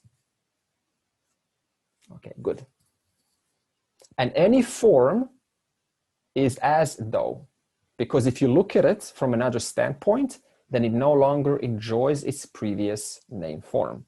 The name form mountain is as though, but if I look at it from a different standpoint of the rock, the mountain no longer enjoys its previous name form mountain. We have got up to this so far. But all names forms, we've also seen that they all resolve into what? All knowledge, all power. Now, the next question will be, where does all knowledge, all power come from? This is what Mina asked last week. In other words, there is one more final reality that we have to talk about. The reality which is the closing to the equation of division of oneness. So this means, what have we done so far? We have investigated into the nature of I. We have seen the nature of the universe, Satya Mithya relationship. All around us, we see all knowledge, all power appearing as the beads, which we talk about from birth to death. All resolves into the same intelligence. Now, this intelligence, if you think about it, needs to create. But how do you create? You need something else. You need to be conscious in order to create. Just like a human being needs to be conscious to create his little house, in the same way Ishwara needs to be conscious to create the entire universe. Therefore, we will talk about this final reality next week and then close the vision of oneness and bring a resolution to the total big picture, the big puzzle. And then we can begin our Bhagavad Gita. Okay. Any comments? How was today? Was it dragging on? I have to say, I got a little conflict inside me when you say that Ishwara doesn't know the future and about this idea of free will, because I always thought that this big intelligence, okay, we have to do our part, and I understand all that, and but on the small picture, on the big picture, this intelligence knows exactly what's going on, I thought, and we are all part of this big puzzle to make everything works. But so it's like I got a little conflict about that, and I thought like free will is just an idea, and deep inside we don't have free will. But then I got a little disturbed with the idea now. Yeah, it's not like we do have free will, but it's not like we have total control. We do have some control, but not total control. See, if you had total control, your life would be working exactly the way that you wanted right now. You would say, okay, let's stop COVID, but no one has that control. So we need to abide where our circle of control is. That's where our control stays. If we try to go outside our circle of control, life becomes a conflict of struggle and confusion, because we're trying to make life according to our needs, or according to our wants, but then you recognize at the same time you don't have no control of the weather, right? Over, tomorrow cancer suddenly comes. It's like, where did this come from? I was being a healthy person. So we do still have some control, but not absolute control. This is the understanding. And because this universe is governed by law of karma and dharma, that is cause and effect, this means the universe is nothing but a response, a reflection to all of the events that are taking place, including the meteors that are smashing against each other, the supernovas that are being born, the galaxies that are being created, the jivas' actions that are causing a world to be created. If you ask, why do we have 14 lokas? It's very simple. To satisfy the need of the jiva's desires. Because if the jiva wants nothing but to engage in sensual pleasure, then the earth is not good enough. It needs a different world for that. So a new loka gets created just to help the jiva exhaust their need for their sensual gratification. So even the worlds themselves, the 14 lokas, are in response to the needs of the jiva, which is accordingly a result of their free will. Why do you have Swarga Loka? Because the one who does rituals and does enough punya karma on earth, then after death they get a world that is deserving of that kind of effort, because the world is not sufficient for helping them exhaust that enjoyment. So they need to go to a better world, or they do go to a better world, not that they need to. Yes, he said, yeah, but all that's created by this big intelligence, right? So actually this big intelligence knows everything, and we have no power anyway at the end. I don't know. It's like today actually I got a little, because I like this big intelligence which creates everything, which when the octopus goes on the rock goes like that in 1 second.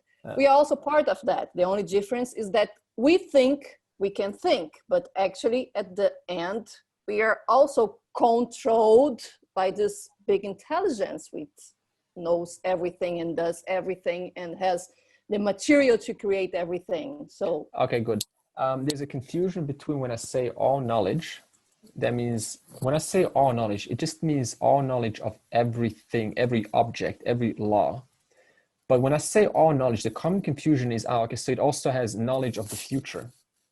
You see how the word all knowledge can be taken as two different things, even though I'm not talking about knowledge of the future. I'm talking about the knowledge of what is of atom, of molecule, of hydrogen, oxygen. All of that comes together according to the laws and orders. And the laws and orders are there to uphold this universe so that the jiva can continue exhausting their karma. So when I say all knowledge, I'm not referring to about knowledge about what is to happen. That's a misconception which we covered. That is not possible to be told, because the universe is a constant flux, constant change according to the karma exhaustion of the jivas. Yeah, so that's the confusion there. Andre, can you say Ishwara knows what's going to happen, but he doesn't interfere with the world? Then becomes a person. So he knows what's going to happen in 10 years' time because he's all knowledge, all power. No. But he doesn't interfere with the world. He lets it go. I like what Al Gore in 2000, I think, said when it was Inconvenient Truth. It was in the show. someone asked him, okay, so having shown us all of this ice glaciers that are now breaking apart and the world is experiencing the thinning of the ozone layer, what's going to happen in 10 years, Mr. Al Gore? He very simply said, it depends on what we do today. Simple as that. There's no question of knowing what's going to happen in the future, because it's up to you to make a decision now that's going to change what's going to happen in the future in 10 years. Nobody knows the future, not even Ishwara.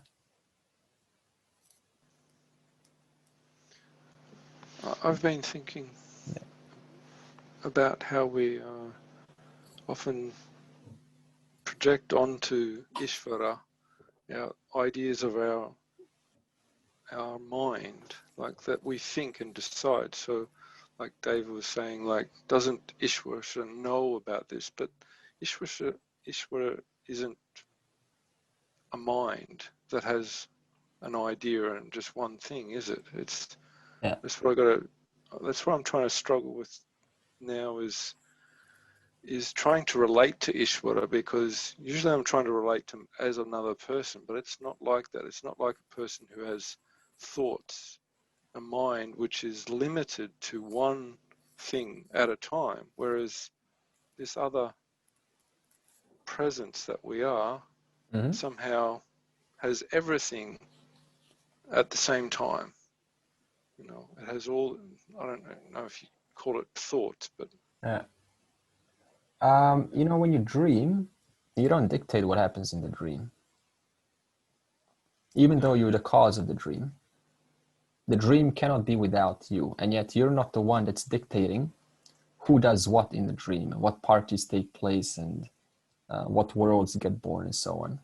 That is according to the character's own decisions. But you're the one that's supplying all of the material and intelligence for characters to do what they wish to do, for the plants to grow, for the cells to multiply. But you don't interfere. You're not saying, I want cell over there in that location to multiply. That's happening because two people came together and they're making a baby. But you didn't do that. So Ishwara just means the intelligence which facilitates the actions of the universe, of the jiva. See, even to think, you need electrical impulses to move. That is being done for you. That's Ishwara.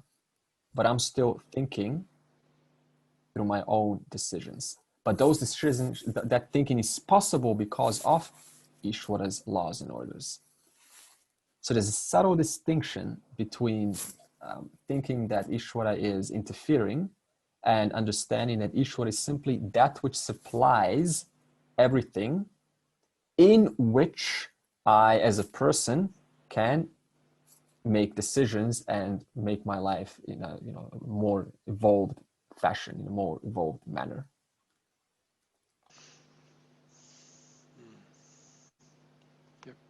Andre, I sort of seem to recognize something here. It's like the animals. They all created also equally like us, but the animals actually do the same thing in each species. Whereas a human, each one of us act differently with what we have in our mind and our karmas, our past actions. I think that's the biggest difference between animals and us, because we think we like to make individual decisions and we put a boundary among ourselves, and that's why we see the differences in each other. So I don't think animals do that, because animals all behave the same way. There is you don't see one animal out of characteristic, with the other animals. Like all elephants are the same, all tigers are the same, all lions are the same. Whereas human beings, we all the same, and yet we see so much of differences in us. So I think that is where, even though we're given the material and all knowledge and intelligence and everything else, but we tend to use our mind thinking that we're individual and make our own decisions. And then we, of course, suffer for the consequences we make sometimes. So that's the difference I see, and that's what I'm trying to understand. And I think that's where, I don't know, it was created for all of us to see the oneness, but we are not, because we put a boundary among ourselves.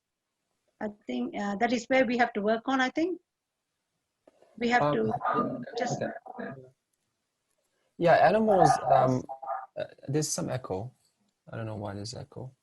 Yeah, animals have also are different because no two tigers are the same. You know, they also have a personality like cats. Some cat is patient, some cat wants to scratch you all day. I would prefer the patient cat though. So the cat also has a personality of its own. So this means it has its own, not only collective sameness with other cats, but it also enjoys a separateness that is a unique character about itself. That's why no two cats are the same, even though they're cat, right? The family of cats. What the cat doesn't have is the ability to say, I think my owner doesn't like me. And then cat, finds a psychological help for that. So because we're given the freedom to think, be self-conscious about our own thoughts, then we create these complications, and then we create, schools like psychology and therapy to help us deal with our own thoughts, our own stories, our own narratives that we create about our own thoughts in response to or in connection with everything else out there. But the cat doesn't have that ability. So the cat just simply plays out a natural dharmic program, that is to eat, to protect its young, to sleep, and to survive. Now, we also do that as human beings, right? We can't help ourselves to eat, to survive, to protect ourselves. But we enjoy one extra ability, that is to be conscious of our protection, of our survival, of our eating. And because of that self-consciousness, then we make decisions. Okay, I don't want to eat one thing. I want to eat something else. Okay, Mamata, okay, thank you for coming. Yeah. So it's because of this freedom, it's kind of like a double-edged sword, right? It not only gives us the ability to grow, but also it can be a suppression mechanism. It can hinder us because we, make a story about everything in life. That's the nature of the world, isn't it? If you get the ability to think, you also have to enjoy or suffer the consequences of that ability. And that is, you make complications about your life. Okay. So next week we close the picture of the big vision and bring all of this together into a full understanding. Sarve bhavantu sukhinaha, sarve santu niramayaha, sarve bhadrani pashyantu, ma kaschid dukkha bhag bhavet. Om Shanti Shanti Shanti.